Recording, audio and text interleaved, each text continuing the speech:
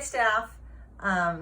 I am doing a training for us all, and we're using a little bit of a creative resource in doing a YouTube video to offer a training that's necessary for us that's called a injury and illness prevention program.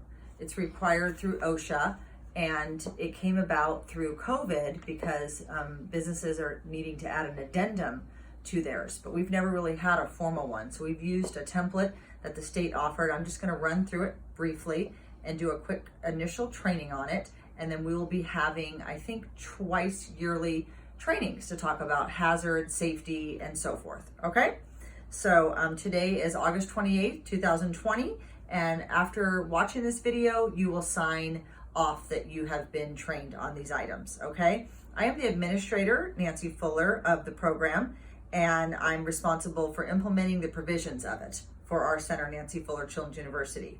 All the managers and supervisors are going to be responsible also to maintain our injury illness prevention program in our work areas and answer any questions that you workers may have. Compliance. Some of the things that we'll be doing to stay in compliance for safe work environments would be informing you of any provisions in our program, evaluating the safety performance of you, the workers, recognizing you employees who perform safe and healthful work practices. So we bought some certificates we're going to be handing out and posting in our break rooms. We're going to be providing training to you workers for anyone who might have deficient safety practices. And then there will be discipline as required by law for failure to comply with safe and helpful work practices. Those have not been determined yet, but we'll be working on those. Hopefully there won't be any. The following practices that I added that I felt that were particular to our business were to wear non-slip shoes without high heels, use all wet floor signs and mop during less busy traffic times, clear toys and rugs of any trip hazards, and alert the director of any leaks or hazards that need fixing and need the attention immediately. And then lastly, do not come to work or stay at work if you feel ill. So the next area will be communication.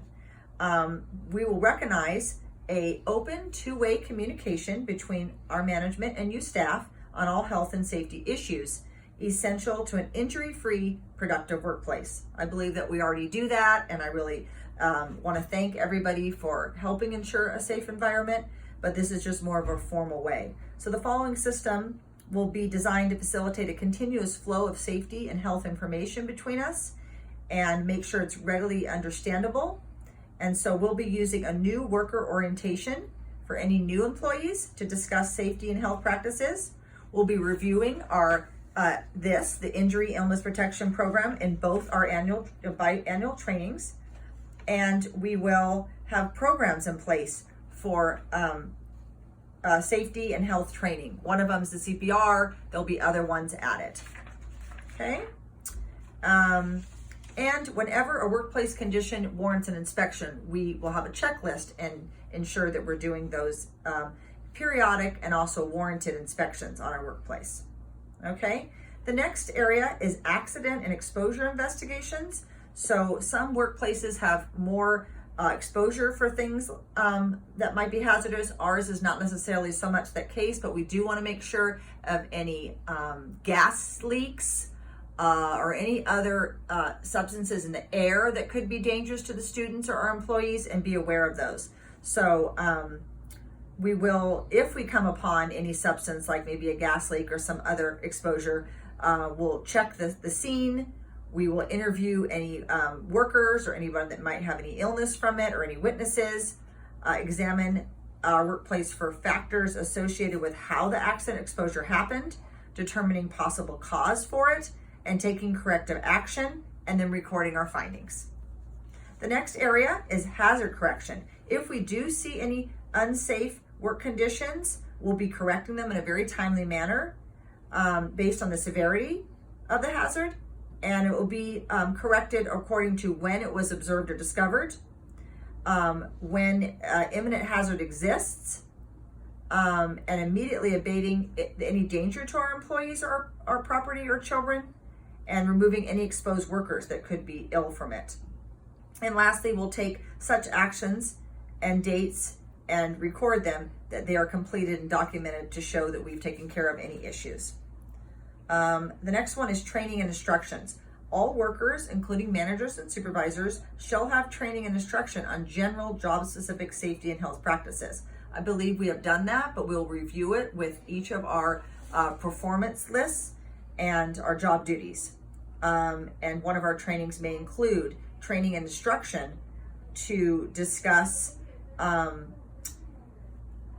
any new substances, processes, procedures, or equipment that we introduce to our workplace to make sure that it doesn't represent a new hazard.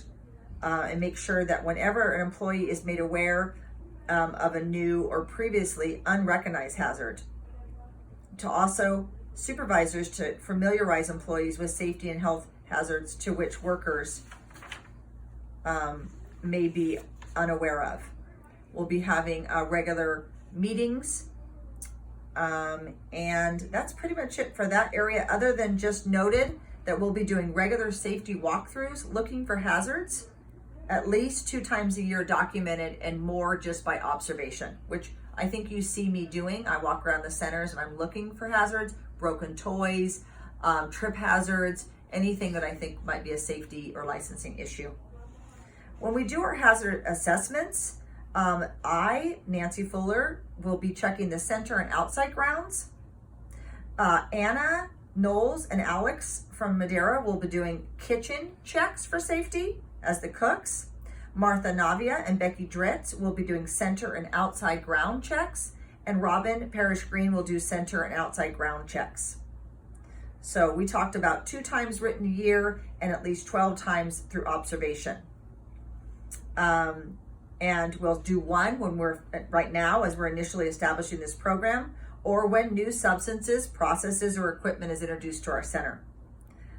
When a new hazard is recognized, when there might have been an injury or illness on site by a staff or a parent-child, or when we hire or reassign workers to different processes, which isn't that applicable to us at our center. So that concludes the main portion of what we'll be reviewing training on for illness and injury prevention program. And now on to the addendum, which is the COVID-19 training. So with this, what I'd like to go over is everything that we've been doing in our center and make sure that you're all aware of them. And if not, we'll do follow-up. You can let us know. We'll be checking in with you. So going through the list, I'll hold it up here. And the first one is that health notices regarding COVID-19 are posted in our entry.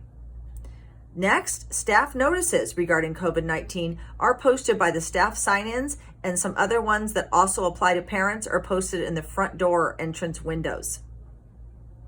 Next, daily staff check forms will be filled out, and touchless thermometer checks will be done by staff by the sign-in areas before going to work and entering time in. Hand wash posters are set out throughout our center, even at low levels for children, but also staff. Hand sanitizer is outside our entrances with a sign saying to wash before entering, and throughout counters and walls for staff to use. That is not on here, but it is noted. Markings are on the floor in the entrances, 6 feet apart for social distancing, and only allowing 3 inside Fresno, and I believe about the same in Madeira. She has them marked.